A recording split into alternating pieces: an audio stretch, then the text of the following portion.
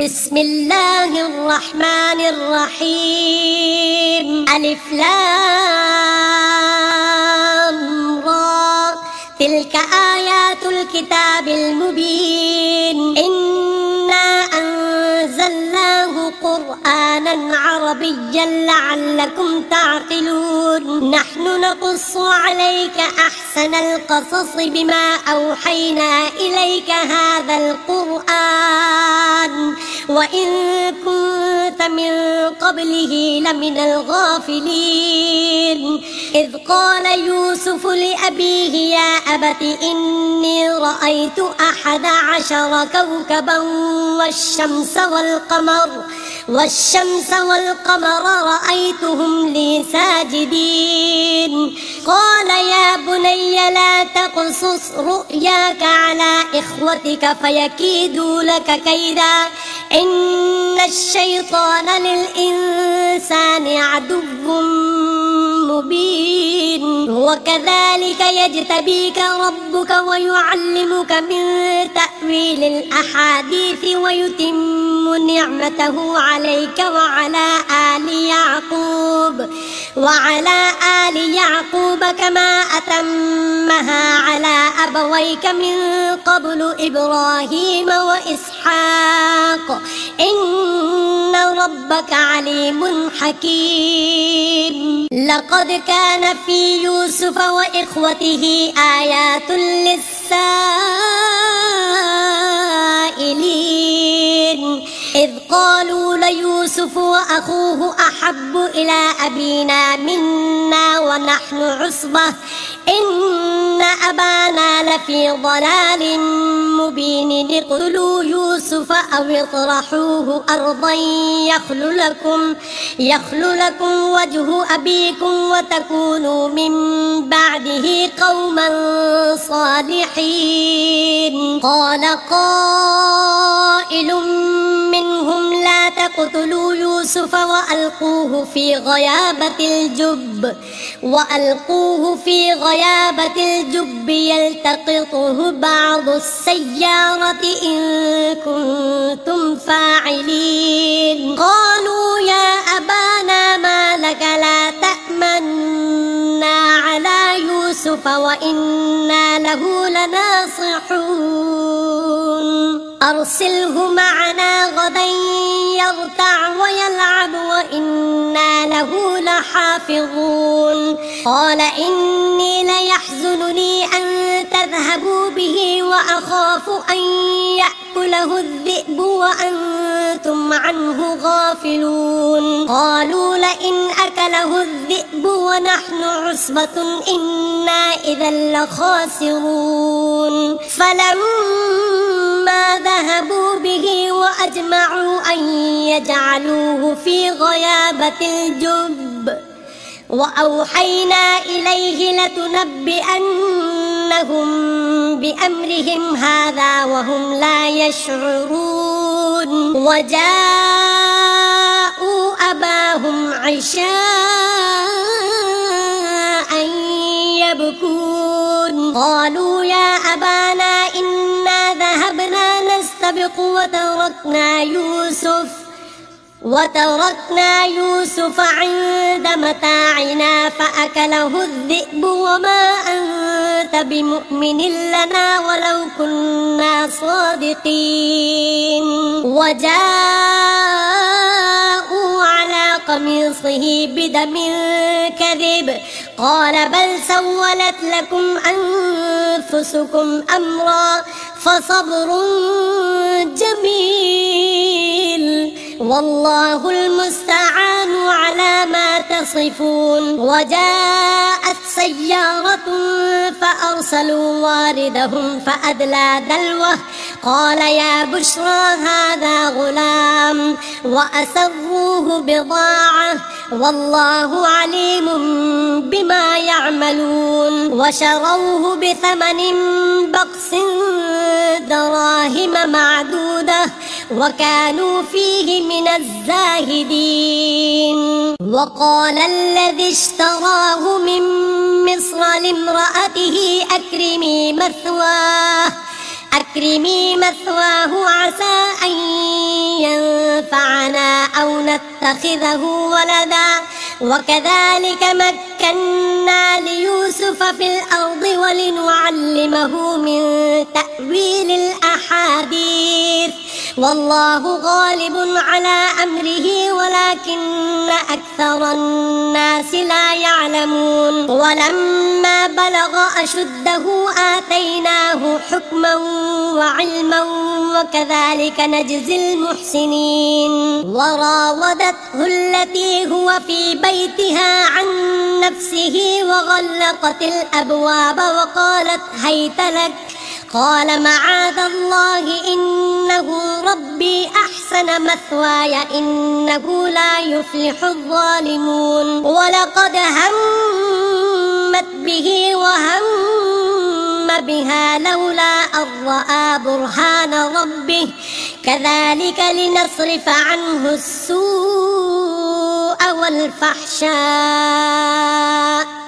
إنه من عبادنا المخلصين واستبق الباب وقدت قميصه من دبر وألف يا سيدها لدى الباب قالت ما جزاء من أراد بأهلك سوءا إلا أن يسجن أو عذاب أليم قال هي راودتني عن نفسي وشهد شاهد من أهلها إن كان قميصه قد من قبل فصدقت وهو من الكاذبين وإن كان قميصه قد من دبر فكذبت وهو من الصادقين فلما رأى قميصه قد من دبر قال إنه من كيدكن إن كيدكن عظيم يوسف أعرض عن هذا واستغفري لذنبك إنك كنت من الخاطئين وقال نسوة في المدينة امرأة العزيز تراود فتاها عن نفسه قد شغفها حبا إنا لنراها في ضلال مبين فلما سمعت بمكرهن أرسلت إليهن وأعتدت لهن متكئا وآتت كل واحدة منهن سكينا وقالت اخرج عليهن فلما رأينه أكبرنه وقطعن أيديهن وقلن حاش لله ما هذا بشرا إن هذا إلا ملك كريم قالت فذلكن الذي لمتنني فيه ولقد راودته عن نفسه فاستعصم ولئن لم يفعل ما آمره ليسجنن وليكون من الصاغرين قال رب السجن أحب إلي مما يدعونني إليه وإلا تصرف عني كيدهن أصب إليهن وأكن من الجاهلين فاستجاب له ربه فصرف عنه كيدهن إنه هو السميع العليم ثم بدا لهم من بعد ما رأوا الآيات ليسجننه حتى حين ودخل معه السجن فتيان قال أحدهما إني أراني أعصر خمرا وقال الآخر إني أراني أحمل فوق رأسي خبزا تأكل الطير منه نبئنا بتأويله إنا نراك من المحسنين قال لا يأتيكما طعام ترزقانه إلا نبأتكما بتأويله قبل أن يأتيكما ذلكما مما علمني ربي إني تركت ملة قوم لا يؤمنون بالله وهم بالآخرة هم كافرون واتبعت ملة آبائي إبراهيم وإسحاق ويعقوب ما كان لنا أن نشرك بالله من شيء ذلك من فضل الله علينا وعلى الناس ولكن أكثر الناس لا يشكرون يا صاحبي السجن أأرباب متفرقون خير أم الله الواحد القهار ما تعبدون من دونه إلا أسماء سميتموها أنتم وآباؤكم ما أنزل الله بها من سلطان إن الحكم إلا لله أمر ألا تعبدوا إلا إياه ذلك الدين القيم ولكن أكثر الناس لا يعلمون يا صاحبي السجن أما أحدكما فيسقي ربه خمرا وأما الآخر فيصلب فتأكل الطير من رأسه قضي الأمر الذي فيه تستفتيان وقال للذي ظن أنه ناج منهما اذكرني عند ربك فأنساه الشيطان ذكر ربه فلبث في السجن بضع سنين وقال الملك إني أرى 7 بقرات سمان يأكلهن 7 عجاف و7 سنبلات خضر وأخر يابسات يا أيها الملأ أفتوني في رؤياي إن كنتم للرؤيا تعبرون قالوا أضغاث أحلام وما نحن بتأويل الأحلام بعالمين وقال الذي نجا منهما وادكر بعد أمة أنا أنبئكم بتأويله فأرسلون يوسف أيها الصديق أفتنا في 7 بقرات سمان يأكلهن 7 عجاف و7 سنبلات خضر وأخر يابسات لعلي أرجع إلى الناس لعلهم يعلمون قال تزرعون 7 سنين دأبا فما حصدتم فذروه في سنبله إلا قليلا مما تأكلون ثم يأتي من بعد ذلك 7 شداد يأكلن ما قدمتم لهن إلا قليلا مما تحسنون ثم يأتي من بعد ذلك عام فيه يغاث الناس وفيه يعصرون وقال الملك ائتوني به فلما جاءه الرسول قال ارجع إلى ربك فاسأله ما بال النسوة اللاتي قطعن أيديهن إن ربي بكيدهن عليم قال ما خطبكن إذ راوتن يوسف عن نفسه قلن حاش لله ما علمنا عليه من سوء قالت امرأة العزيز الآن حصحص الحق أنا راودته عن نفسه وإنه لمن الصادقين ذلك ليعلم أني لم أخنه بالغيب وأن الله لا يهدي كيد الخائنين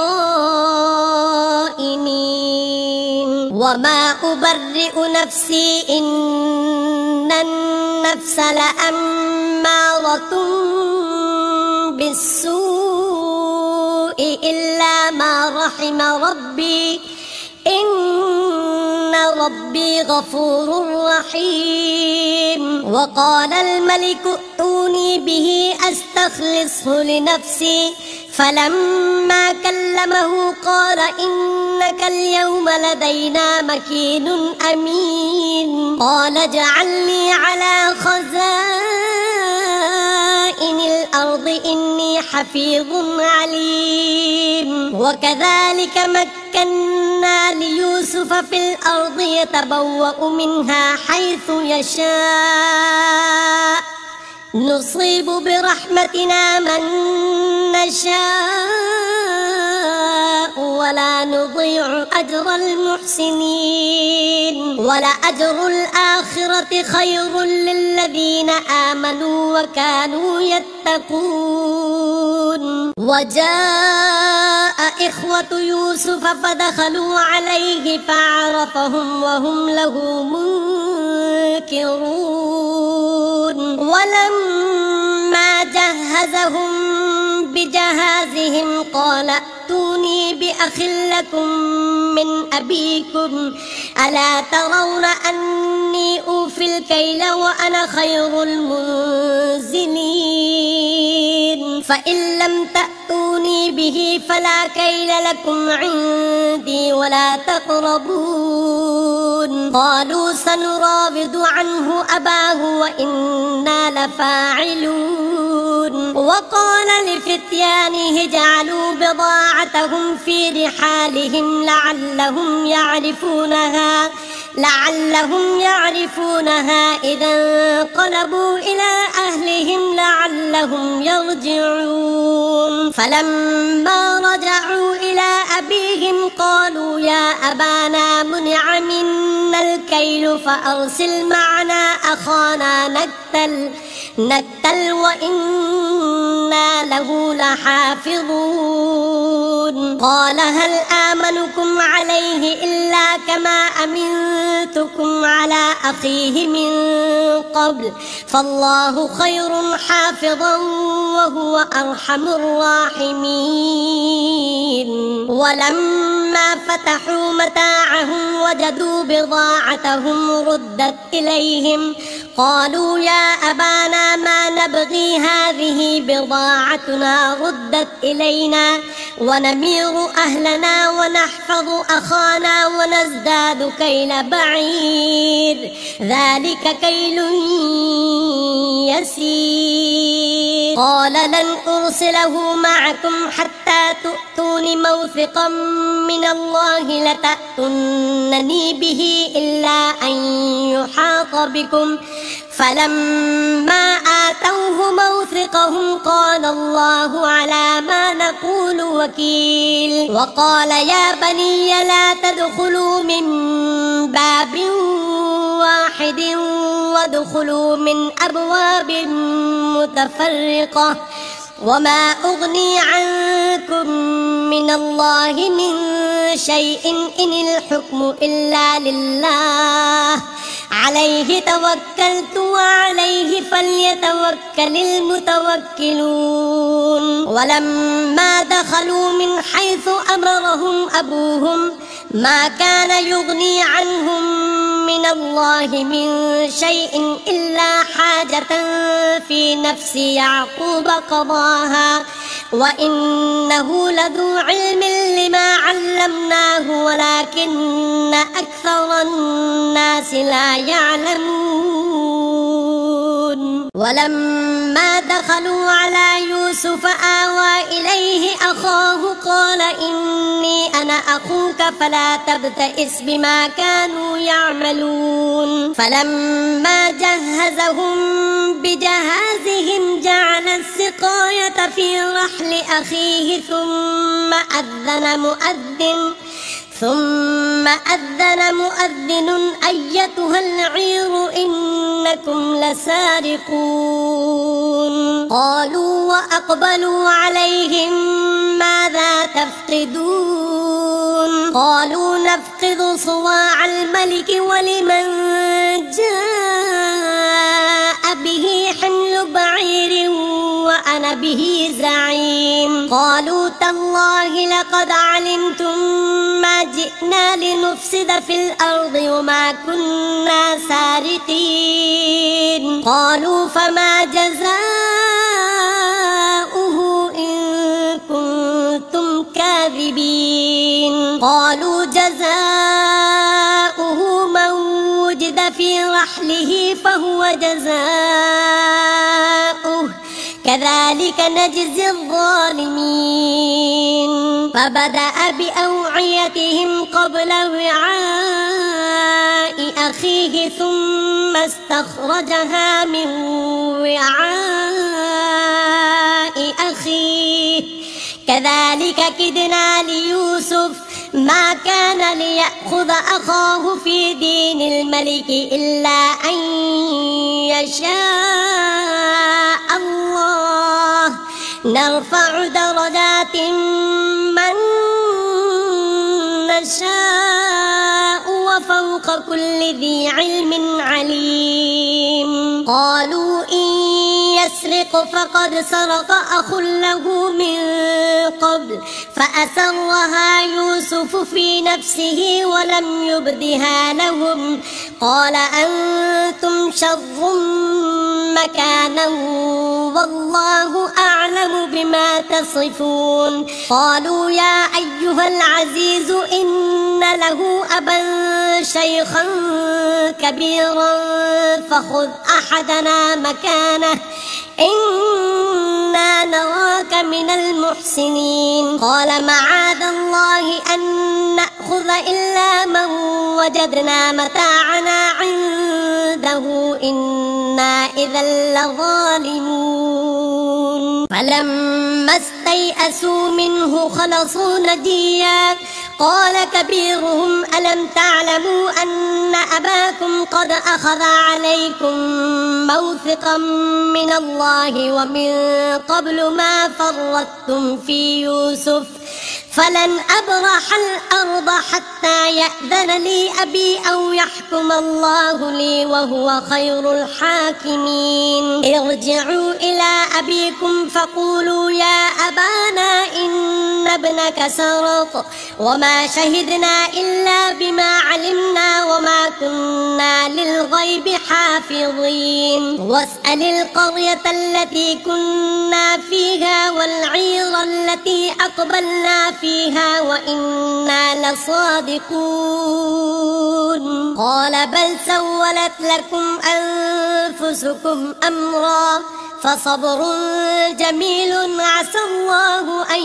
يأتيني بهم جميعا إنه هو العليم الحكيم وتولى عنهم وقال يا أسفا على يوسف وابيضت عيناه من الحزن فهو كظيم قالوا تالله تفتأ تذكر يوسف حتى تكون حرضا أو تكون من الهالكين قال إنما أشكو بثي وحزني إلى الله وأعلم من الله ما لا تعلمون يا بني يذهبوا فتحسسوا من يوسف وأخيه ولا تيأسوا من روح الله إنه لا ييأس من روح الله إلا القوم الكافرون فلما دخلوا عليه قالوا يا أيها العزيز مسنا وأهلنا الضر وجئنا ببضاعة مزجاة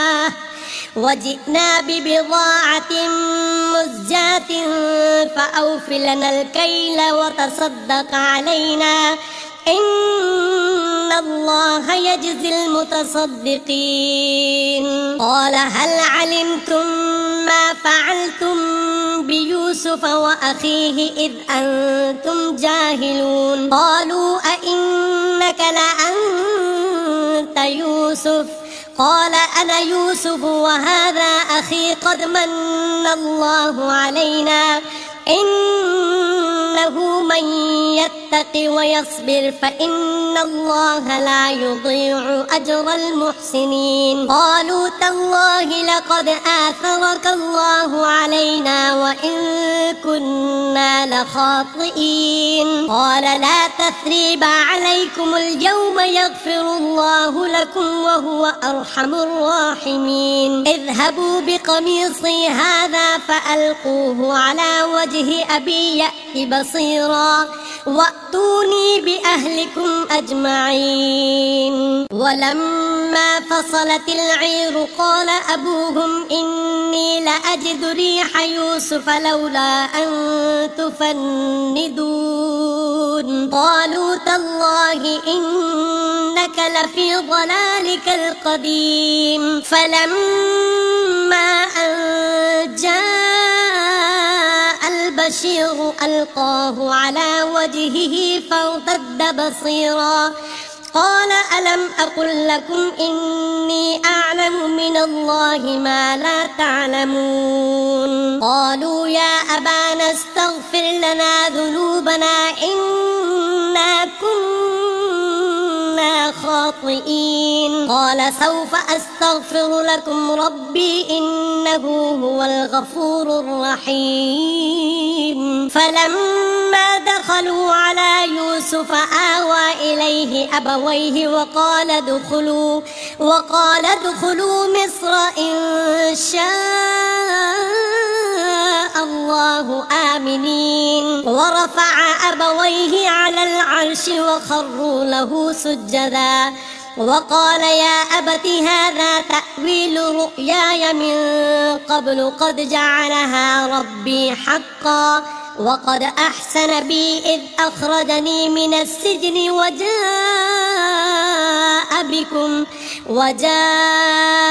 بكم من البدو من بعد أن نزغ الشيطان بيني وبين إخوتي إن ربي لطيف لما يشاء إنه هو العليم الحكيم. رب قد آتيتني من الملك وعلمتني من تأويل الأحاديث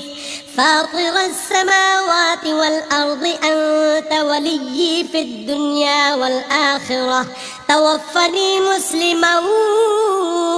وألحقني بالصالحين. ذلك من أنباء الغيب نوحيه إليك وما كنت لديهم إذ أجمعوا أمرهم وهم يمكرون. وما أكثر الناس ولو حرصت بمؤمنين وما تسألهم عليه من أجر إن هو إلا ذكر للعالمين. وكأي من آية في السماوات والأرض يمرون عليها وهم عنها معرضون. وما يؤمن أكثرهم بالله إلا وهم مشركون. أفأمنوا أن تأتيهم غاشية من عذاب الله أو تأتيهم الساعة بغتة وهم لا يشعرون. قل هذه سبيلي أدعو إلى الله على بصيرة أنا ومن اتبعني وسبحان الله وما أنا من المشركين. وما أرسلنا من قبلك إلا رجالا نوحي إليهم من أهل القرى أفلم يسيروا في الأرض فينظروا كيف كان عاقبة الذين من قبلهم ولدار الآخرة خير للذين اتقوا أفلا تعقلون. حتى إذا استيأس الرسل وظنوا أنهم قد كذبوا جاءهم نصرنا فنجي من نشاء ولا يرد بأسنا عن القوم المجرمين. لقد كان في قصصهم عبرة لأولي الألباب ما كان حديثا يفترى ولكن تصديق الذي بين يديه وتفصيل كل شيء وهدى ورحمة لقوم يؤمنون.